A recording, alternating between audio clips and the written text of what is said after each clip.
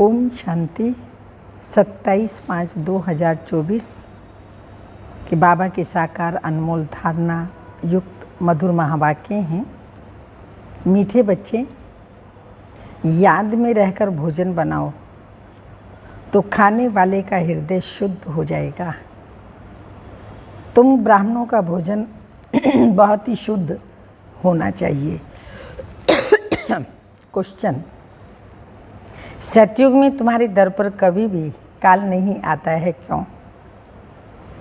Answer है क्योंकि संगम पर तुम बच्चों ने बाप द्वारा जीते जी मरना सीखा है। जो अभी जीते जी मरते हैं उनके दर पर कभी काल नहीं आ सकता। तुम यहाँ आए हो मरना सीखने। सतयुग है अमर लोक, वहाँ काल किसी को खाता नहीं। रावण राज्य है ही मृत्यु लोक, इसलिए यहाँ सभी की अकाले मृत्यु होती रहती है। ओम शांति। मीठे मीठे बच्चे प्रदर्शनी देख कर के आते हैं तो बुद्धि में वही याद रहनी चाहिए, हम कैसे शूद्र थे, अब ब्राह्मण बने हैं, फिर देवता सूर्यवंशी चंद्रवंशी बनेंगे। यह संगम युगी मॉडल प्रदर्शनी में रखना है।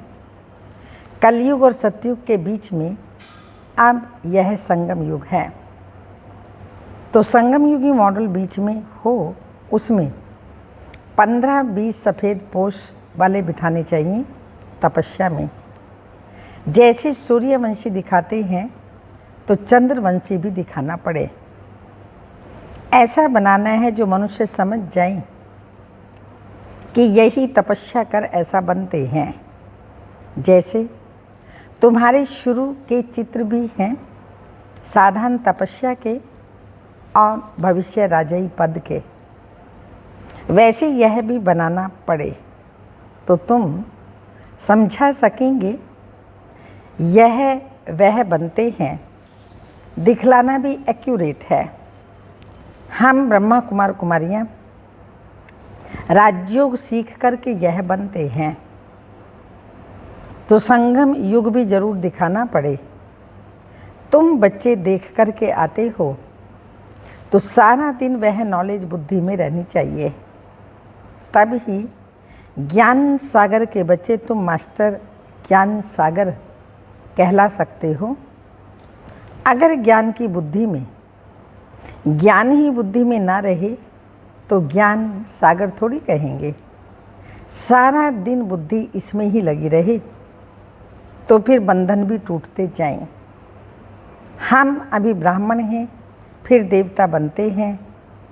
अगर अच्छी रीति पुरुषार्थ नहीं करेंगे तो क्षत्रिय कुल में चले जाएंगे, बैकुंठ देख भी नहीं सकेंगे। मुख्य तो है ही Baikunth, wonder of the world सतयुग को कहा जाता है। इसलिए पुरुषार्थ करना है। तुम्हारे दोनों चित्र होने चाहिए, वह रंगीन ड्रेस व गहनों आदि से सजाया हुआ और वह तपस्या का, तो वह समझेंगे यही सूक्ष्म वतन में बैठे हैं। ड्रेस तो बदल सकते हैं, फीचर्स तो बदल नहीं सकेंगे। वह हुआ अपवित्र प्रवृत्ति मार्ग, यह पवित्र प्रवृत्ति मार्ग। जिससे समझे कि यह स्थापना कर रहे हैं, यही फिर वह बनते हैं। जो मेहनत करेगा वही पाएगा। ब्राह्मण बनने वाले तो बहुत है ना। इस समय तुम थोड़े हो, दिन प्रतिदिन वृद्धि को पाते रहेंगे। सारा सृष्टि चक्र कैसे फिरता है बुद्धि में है। हम तपस्या कर रहे हैं, फिर यह बनेंगे। इसको ही कहा जाता है स्वदर्शन चक्रधारी हो बैठना, क्योंकि बुद्धि में तो सारी नॉलेज है। हम क्या थे, अब फिर क्या बनते हैं। स्टूडेंट टीचर को तो जरूर याद करेंगे, तुमको भी बाप को याद करना है। याद की यात्रा से ही पाप कटते हैं, आत्मा पवित्र हो जाती है। तो फिर शरीर भी पवित्र मिलता है। जो शूद्र से ब्राह्मण बनते हैं वही फिर देवता बनते हैं। इसका जितना बड़ा मॉडल हो अच्छा है, क्योंकि लिखना भी पड़ता है, संगम युगी पुरुषोत्तम बनने वाले ब्राह्मण। अभी तुमको बाप बैठ पढ़ाते हैं। ऊपर में शिव बाबा का भी चित्र है। जो तुमको पढ़ाते हैं तुम यह बनते हो। ये ब्रह्मा भी तुम्हारे साथ है। जैसे हम देवता बनते, ब्रह्मा बाबा भी हमारे साथ है, देवता बनते हैं, अर्थात श्री नारायण बनते हैं। तो तुमको बाप बैठ पढ़ाते हैं। ऊपर में शिव बाबा का चित्र है जो तुमको पढ़ाते हैं। तुम यह बनते हो। यह ब्रह्मा भी तुम्हारे साथ है, वह भी सफ़ेद पोषधारी स्टूडेंट ही है। मनुष्य तो राम राज्य को भी नहीं मानते। गायन भी है, राम राजा राम प्रजा राम साहूकार हैं, जिए दाता बसे नगरी धर्म का उपकार है। सतयुग में तो धर्म का राज्य है ही, बाकी त्रेता में क्षत्रियों की ग्लानि कर दी है, सूर्यवंशी की ग्लानि नहीं की। तो यह भी लिखना पड़े, राम राजा राम प्रजा आदि आदि धर्म का उपकार है। वह भी सेमी स्वर्ग है, क्योंकि 14 कला है ना, वहाँ ऐसी ग्लानि की बातें होती ही नहीं हैं। उनको क्लियर कर दो हम क्या बन रहे हैं। हम ही अपने लिए राम राज्य स्थापन कर रहे हैं। विश्व में शांति का एक स्वराज्य जो सब मांगते हैं वह हम स्थापन कर रहे हैं। बाबा प्रदर्शनी आदि देखते हैं तो ख्यालात चलते रहते हैं। तुम बच्चे घर जाएंगे तो फिर यह सब बातें भूल जाएंगे, परंतु ये सब बुद्धि में याद रहनी चाहिए।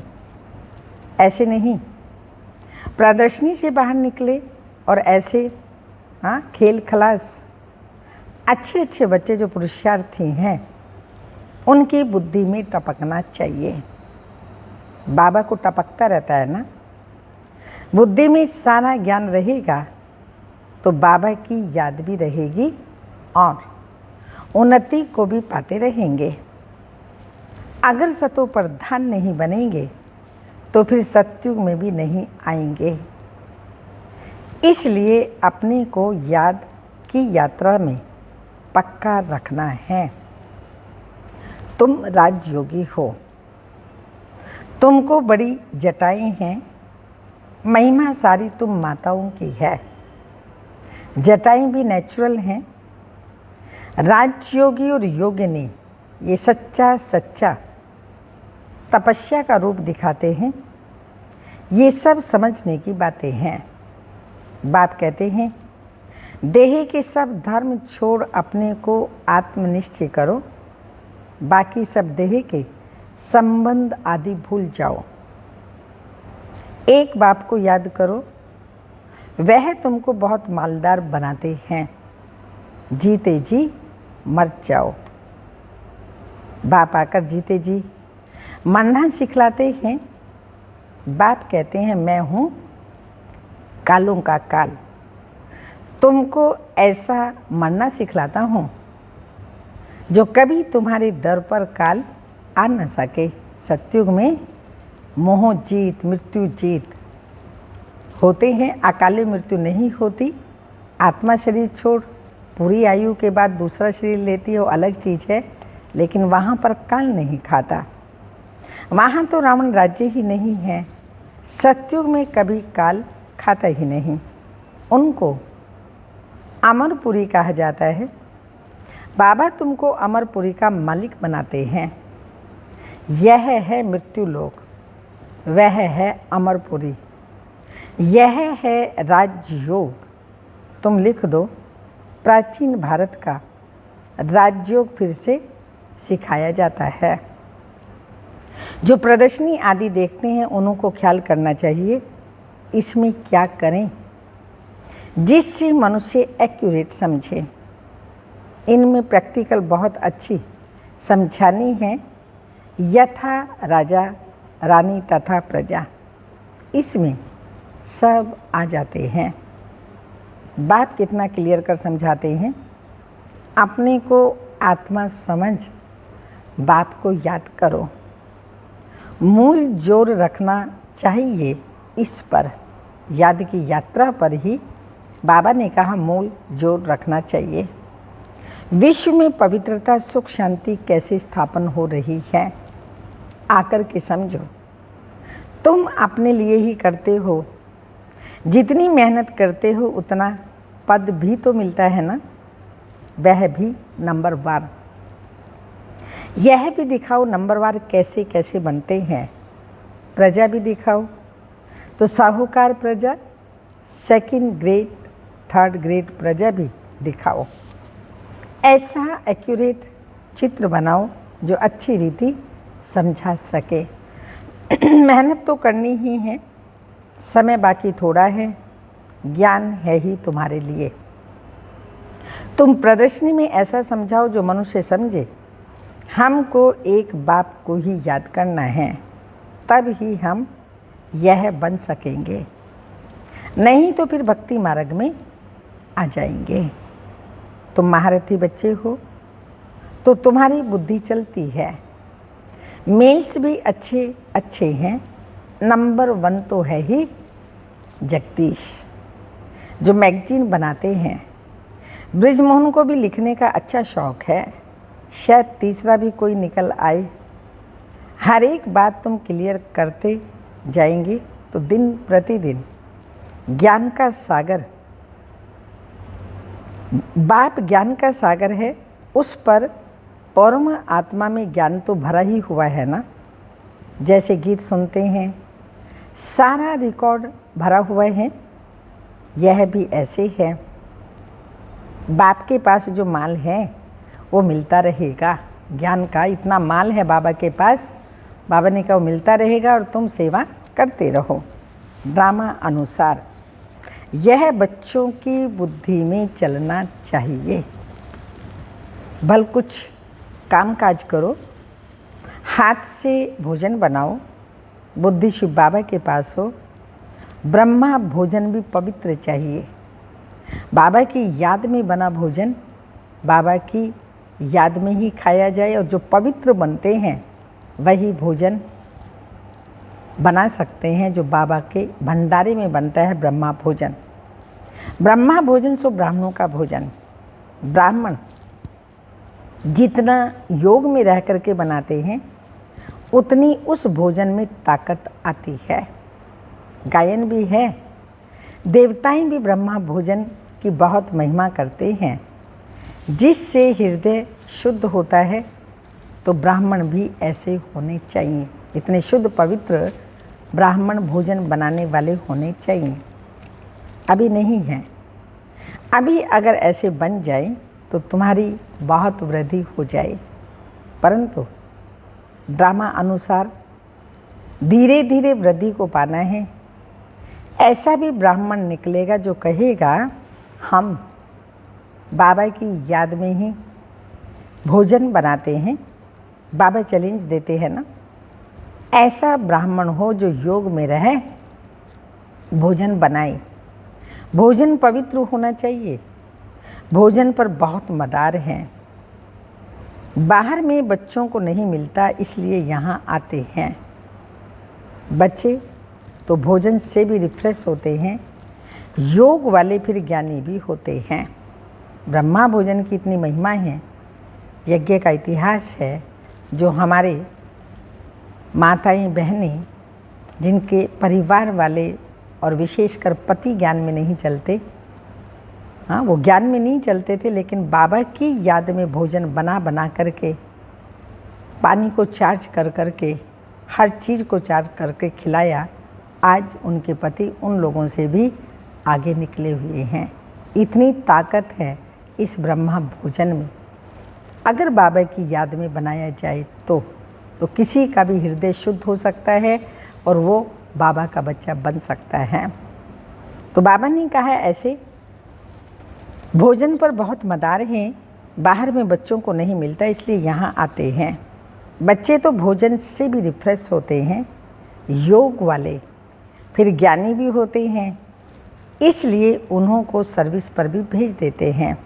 बहुत हो जाएंगे तो फिर यहाँ भी ऐसे ब्राह्मणों को रख देंगे, नहीं तो महारथियों में से भोजन पर भी होने चाहिए जो योग युक्त खाना बने। देवताएं भी समझते हैं हम भी ब्रह्मा भोजन खाकर देवता बने हैं, लेकिन रुचि से तुम्हारे साथ मिलने के लिए आते हैं। कैसे तुमसे मिलते हैं, यह भी ड्रामा की युक्ति है। सूक्ष्म मतन में और वह फिर मिलते हैं, ये भी वंडरफुल साक्षात्कार है। संदेशें ट्रांसमिट जाती हैं, बाबा को भोग लगाती है, वहाँ पर देवताएं भी आते हैं, उनकी आत्माएं। तो बाबा ने कहा दोनों आपस में मिलते हैं। तो ये वंडरफुल साक्षात्कार है, ये साक्षात्कार की बात है। वंडरफुल नॉलेज है ना, तो साक्षात्कार भी वंडरफुल है अर्थ सहित। भक्ति मार्ग में साक्षात्कार तो बहुत मेहनत से होते हैं। नोधा भक्ति करते हैं सिर्फ दीदार के लिए, समझते हैं दीदार होगा तो हम मुक्त हो जाएंगे। उनको ये थोड़ी पता है कि यह इस पढ़ाई से ऐसे बने, ये सूर्यवंशी चंद्रवंशी इस पढ़ाई से बने हैं। बाकी जो इतने अनेक चित्र बनाए हैं ऐसे तो कुछ भी है नहीं। ये सब भक्ति मार्ग का विस्तार है, बड़ी भारी कारोबार है। अब ज्ञान और भक्ति का राज तुम समझ सकते हो, ये बाप ही बैठ समझाते हैं। वह है स्पिरिचुअल फादर, वही ज्ञान के सागर हैं। कल्प कल्प पुरानी दुनिया को नई दुनिया बनाना, राजयोग सिखाना, ये बाप का ही काम है। परंतु सिर्फ गीता में नाम बदली कर दिया है। तो बाप समझाते हैं यह भी कल्प कल्प का खेल है। हम घर से यहाँ आते हैं पार्ट बजाने, झाड़ की तरफ भी बुद्धि चलनी चाहिए, कैसे किसको समझाया जाए। हमको कहते हैं क्या हम स्वर्ग में नहीं आएंगे?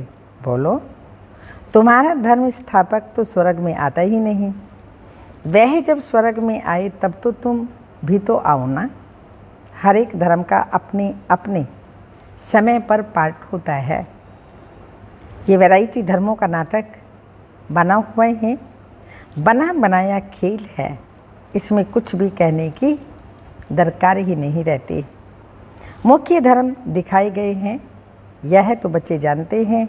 ये चित्र आदि भी कोई नए नहीं हैं।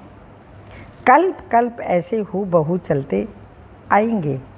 विघ्न भी अनेक प्रकार के पढ़ते रहते हैं। मारपीट आदि के भी विघ्न पड़ते हैं ना, तो बच्चों को कितना युक्ति से समझाया जाता है। बोलो, भगवानुवाच्य है ना, काम महाशत्रु हैं। अभी तो यह कलयुगी दुनिया विनाश होनी है, देवता धर्म स्थापन हो रहा है। इसलिए बाप कहते हैं बच्चे पवित्र बनो, काम को जीतो। इस पर ही झगड़ा होता है। तुम बड़ों बड़ों को समझाते हो, गवर्नर का नाम सुनकर चले आएंगे, इसलिए युक्ति रची जाती है। हो सकता है उनसे कोई अच्छी रीति समझ जाए। बड़ों का नाम सुन ढेर के ढेर आएंगे, हो सकता है कोई बड़ा भी आ जाए, है तो बहुत मुश्किल। बाबा कितना लिखते हैं, बच्चे जिससे उद्घाटन कराओ उनको पहले समझाओ जरूर कि ऐसे मनुष्य से देवता बन सकते हो, विश्व में शांति हो सकती है। स्वर्ग में ही विश्व में शांति और सुख था, ऐसे ऐसे भाषण करो और अखबार में पढ़े, तो फिर तुम्हारे पास कितने ढेर आने लग जाएंगे। तुमको नींद भी करने नहीं देंगे, नींद फिटानी पड़े। सर्विस से, योग से बल भी आता है, क्योंकि तुम्हारी कमाई होती है। कमाई करने वाले को कभी भी उबासी नहीं आती, झुटका नहीं आएगा। कमाई से पेट भर गया तो नींद नहीं आती, जैसे रेगुलर हो जाते हैं। तुम भी बहुत भारी कमाई करते हो। उबासी देवाला निकालने वाले खाते रहते हैं। जो अच्छी रीति समझते हैं, याद में रहते हैं, उनको उबासी नहीं आएगी। अगर मित्र संबंधी आदि याद आते हैं तो उबासी आती रहेगी। ये निशानियां हैं। स्वर्ग में तुमको उबासी आदि कभी आएगी ही नहीं। बाप का वर्षा पा लिया तो वहाँ सोना उठना बैठना कायदे से चलता है, एक्यूरेट। आत्मा लीवर बन जाती है। अभी सिलेंडर बनी है, उनको लीवर बनाना है। लीवर, सिलेंडर, यह घड़ियों के नाम हैं। ऐसा कोई बना सकते हैं? कोई नहीं बना सकता। अच्छा, मीठे मीठे सिक्के लदे बच्चों प्रति माता पिता बाप दादा का याद प्यार। Good morning, diamond morning. रूहानी बाप की रूहानी बच्चों को नमस्ते। रूहानी, हम रूहानी बच्चों की रूहानी माता पिता बाप दादा को याद प्यार। गुड मॉर्निंग, डायमंड मॉर्निंग, ओम नमस्ते। धारणा के लिए मुख्य सार हैं बंधन मुक्त बनने व अपनी उन्नति करने के लिए बुद्धि ज्ञान से सदा भरपूर रखनी है। मास्टर ज्ञान सागर बन स्वदर्शन चक्रधारी होकर याद में बैठना है। सेकंड पॉइंट, नींद को जीतने वाला बन याद और सेवा का बल जमा करना है। कमाई में कभी भी सुस्ती नहीं करनी है, झुटका नहीं खाना है। वरदान, विश्व में ईश्वरीय परिवार के स्नेह का बीज बोने वाले विश्व सेवाधारी भव। आप विश्व सेवाधारी बच्चे विश्व में ईश्वरीय परिवार के स्नेह का बीज बो रहे हो, चाहे कोई नास्तिक हो या आस्तिक आदि आदि।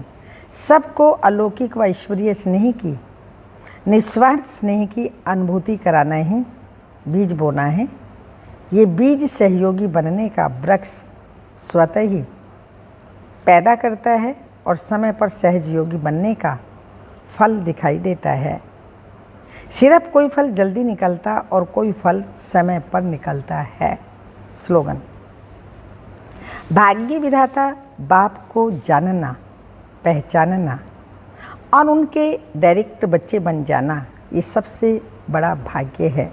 भाग्य विधाता बाप को जानना, पहचानना और उनके डायरेक्ट बच्चे बन जाना, ये सबसे बड़ा भाग्य है।